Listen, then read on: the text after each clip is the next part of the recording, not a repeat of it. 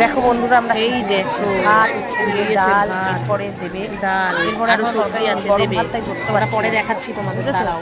তাও তোমাদেরকে দেখো কষ্ট করে ভিডিও করে দেখাচ্ছি। দেখো মাখাও হয়ে গেল।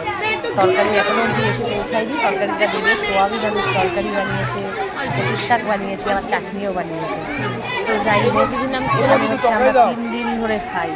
সকালে এই দুপুরে আবার রাত্রিরে। এখানে এই পুরো পাড়া ধরে নিরামিষ খাওয়া হয়। যতদিন এই উৎসবটা চলবে ততদিন সবাই নিরামিষ হবে। আর এখানে নিরামিষ খাওয়া একটু অমৃতর মতো লাগে, এত সুন্দর, কি বলবো। দিশা পাচ্ছে না।